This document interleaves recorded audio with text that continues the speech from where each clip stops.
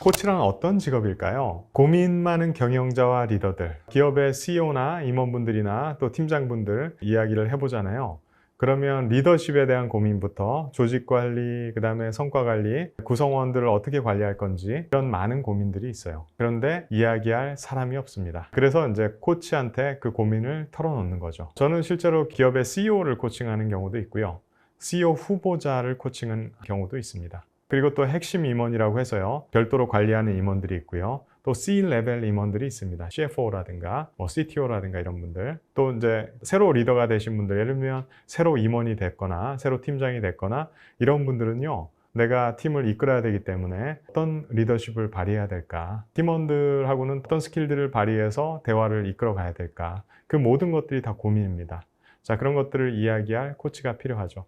또 핵심 인재를 별도로 관리하는 회사들도 많습니다. 저는 이제 핵심 인재 대상으로 커리어 코칭을 진행하는 경우도 많아요. 예를 들면은 매니저 트랙으로 성장할 건지 아니면 프로페셔널 트랙으로 성장할 건지 커리어를 정하고요. 핵심 인재로서 계속 관리를 받습니다. 그럴 때 이제 코치가 옆에서도 도움을 줄 수도 있고요. 그리고 코치는요, 경영자 리더의 자기인식과 행동 변화를 돕고 궁극적으로 조직의 변화와 성장을 돕습니다. 자기인식이라는 게 뭘까요? 스탠포드 경영대 자문위원 75명이 있습니다. 그 자문위원들한테 질문을 했어요. 리더로서 성공하기 위해서 가장 중요한 것은 무엇입니까? 75명 중에 74명이 뭐라고 답했냐면 셀프 어웨어니스다. 바로 자기인식입니다. 리더가요, 자기인식을 한다는 거는요, 본인의 강점과 약점을 명확히 인식을 하고 있는 거예요. 그리고 또 구성원들이 나에게 느끼는 강점과 약점이 무엇인지도 파악하고 있는 겁니다. 자, 쉽게 설명드리면요, 어떤 분들은 대화할 때 말이 정말 많습니다. 예를 들면 구성원들과 1대1로 면담을 할 때 또는 원온원을 할 때 리더가 듣는 비중과 말하는 비중은 어느 정도 돼야 될까요? 7, 80%를 들으셔야 됩니다. 7, 80% 경청을 하고요, 20, 30% 정도만 말하려고 하셔야 됩니다. 그러니까 구성원들의 이야기를 들어주는 데 시간을 할애를 해야 되는 거죠.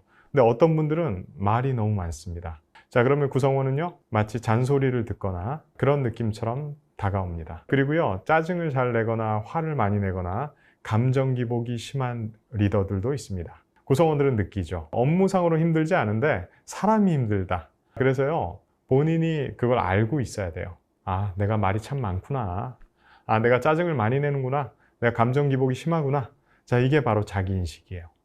자, 그렇다 그러면 행동 변화로 옮겨가야 됩니다. 제가 예전에 함께 일했던 상사들 중에도 보면요, 별거 아닌 거 가지고 막 화를 낸다거나 구성원들을요, 한마디로 엄청나게 깨는 거죠. 그리고 나서 후회를 합니다.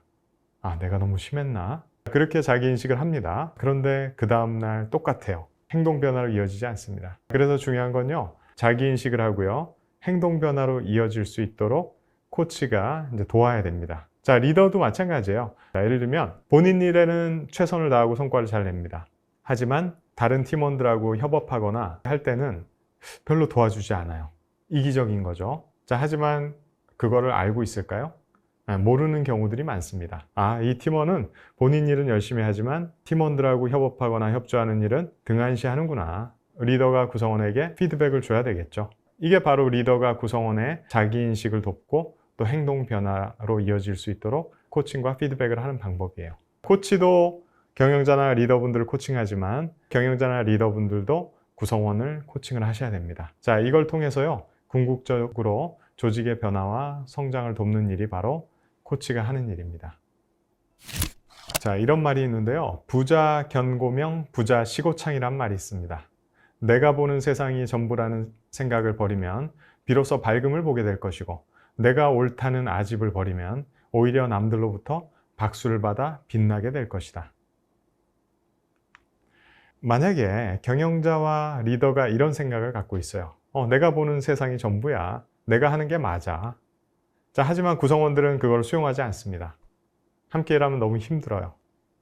그런데 내가 보는 세상, 내가 발휘하는 리더십, 이게 전부라는 생각을 버리는 것부터 시작한다면 비로소 밝음을 보게 될 것입니다. 자, 비로소 훌륭한 리더가 될 것이고요.